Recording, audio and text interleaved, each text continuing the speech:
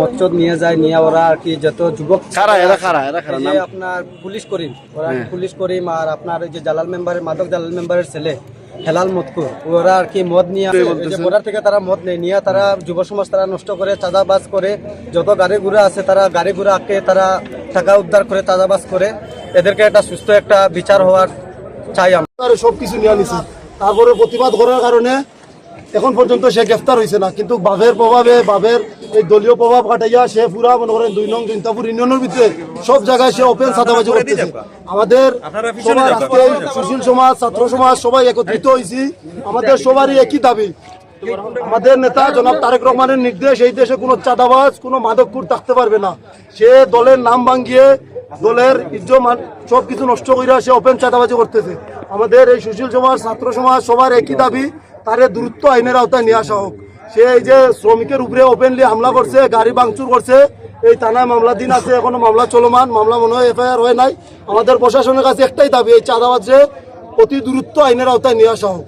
চাঁদাবাজিটা কোন জায়গাতে? ওই যে রাংপানি নামক স্থানে একটা বড় কাঁসার আছে, ব্রিজের পাশে পাথরের কাঁসার আছে, ওই জায়গায় একটা ড্রাইভার আসছিল পাথর নিতে, ড্রাইভারের আমরা চিনি না, সে পাথর নেওয়ার জন্য টাকা টুকা নিয়ে আসছে, ওই জায়গায় তার কাছে গিয়ে চাঁদা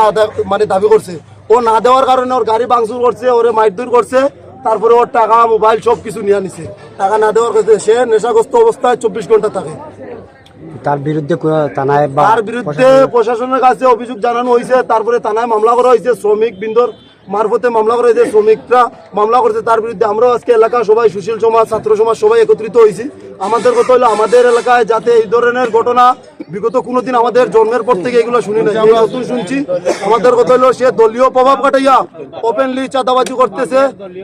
বাপেরও প্রভাব কাটাইয়া বাপের নাম ভাঙিয়া ওরা ছেলে বাপ ছেলে একটা গ্রুপ আছে, ওরা ওপেন চাঁদাবাজি করতেছে। আমাদের কথা হলো দ্রুত ওদেরকে গ্রেফতার করে আইনের আওতায় নিয়ে আসা। উনি রানিং মেম্বার প্লাস ওই যে ইউনিয়ন বিএনপি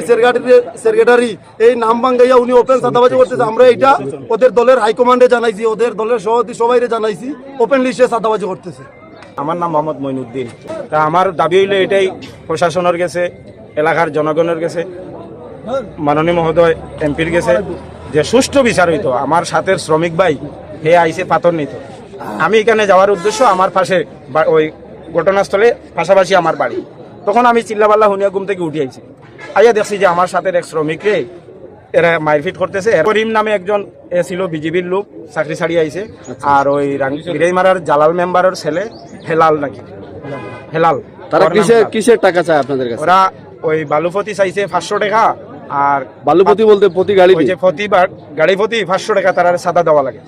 আর পাথরের গাড়িতে 1000 টাকা সাদা দেওয়া লাগে। তারা কি লেসিনি এখানে? না, এর কথা হইলো যে রাজনৈতিক প্রভাব খাটিয়ে চাঁদা না, এলাকার প্রভাব আমার এলাকাত কোনো কিছু যাইতে হইলে আইতে হইলে আমাদেরকে ট্যাক্স দেওয়া লাগবে। আমরা বিএনপির ছেলেরা, আমাদের অঙ্গ সংগঠন আছে, এটা আমাদের দাবি, আমাদের দিতেই হইব। তখন আমি কইলাম যে ভাই আমার তো একটা শ্রমিক, এই ধরনের কোনো সাদা আপনারা দেওয়ার কথা নাই, আমার বাড়ি ওইখানে, হের বাড়ি ওইখানে। তা আমার অকিল আবেদন হইল যে যেইভাবে হোক আইনের আওতাধীন এরা ধরা পড়ক, আইনের অবগতিতে এরা বিচার হোক। আমি সুষ্ঠু বিচার চাই। আমার শ্রমিক ভাই যে বেতা খাইছে, মাইর খাইছে, গাড়ি ভাঙচুর হয়েছে, এটাই আমার দাবি। আমার উনি সকাল 7টার দিকে ফোন দিছে, ফোন দেওয়ার পরে বললো যে ওনার ছেলেরা আছে মাইরগুট করিয়া 2টা মোবাইল নিয়ে গেছে। তখন আমি ঘুমাই গেছি। এরপরে এবার 9টার সময় ফোন দিছে, আমি বাজারও আসছি। আইয়া হয়েছে জলিল আছে না, ও কইল যে মহৎ গাইয়া রাত্রে ওর আমাদের ইউনিয়ন সেক্রেটারির ছেলে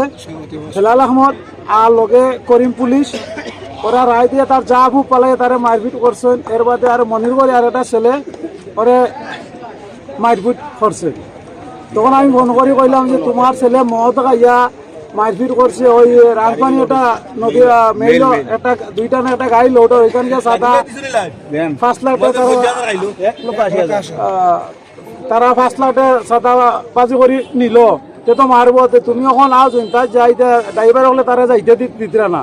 আমি কইছি ঠিক আছে আমরা দলের মানুষের আমি যোগাযোগ করছি ড্রাইভার হলের যোগাযোগ করছি যে দুষ করলে ছেলে করছে বাপে তো দুষ করে নেই বাপরে আপনারা এখানে কোথায় না গায়ে দিয়ে যে করেন গায়ে উঠলে পিছি লাগবেন আপনারা বললেন না আমরা তো বাপরে কোনো কিছু বলি নাই বাদে ওনারা আনছে আনা পরে আমাদের মন্ত্রী মহোদয় আইসেন উপজেলা আওয়ার পরে আইসে আওয়ার পরে আমরা বইছি বয়ার পরে ওইটা ফারুক ভাইয়ে নিসলা সেও আমার ফোন দিছিল আরও ড্রাইভার সমিতি দুইজন বইছি বয়ার পরে এটা আলোচনা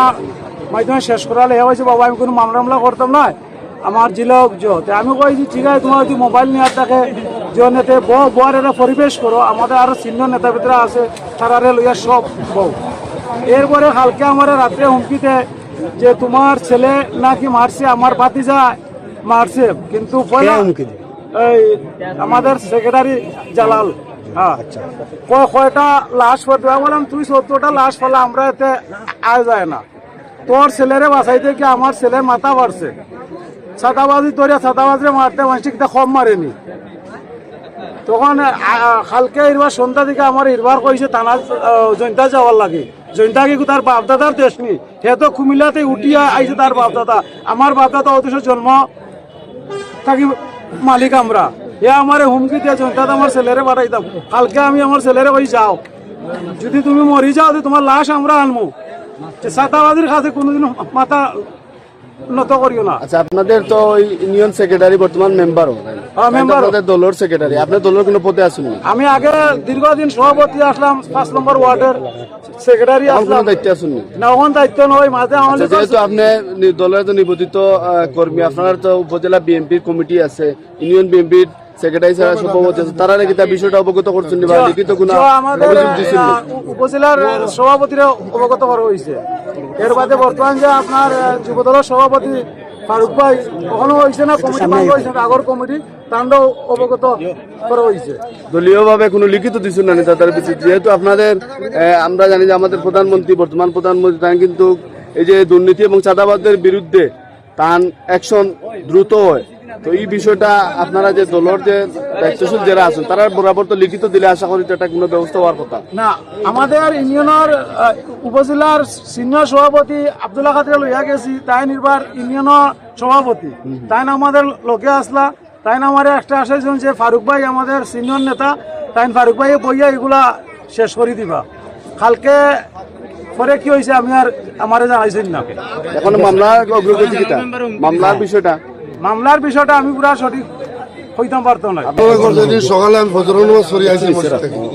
এখানে আইয়া দেখি গাড়ি একটা হলো ভাঙ্গা ড্রাইভারের দৌড়িয়ে দিক থেকে লুই আইছি কি তো হয়েছে রে বাবা তো বাবা আমি গাড়ি লোড দেওয়া দৌড় আমার বাঙ্গিকে কিনা করছি আমার সাদা চাইছি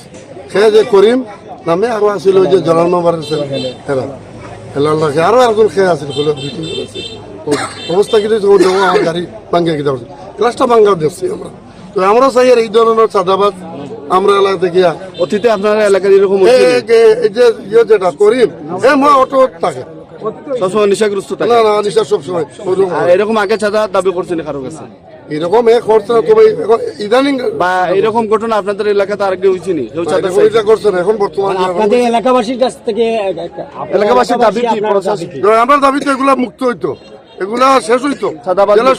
মুক্ত হওয়া লাগে অনুরোধ করিয়া জেলা সুন্দর আমরা শান্তিতে থাকতে পারি এটি আমার কাছে 1,80,000 টাকা নিছে আমার একটা মামলা ছিল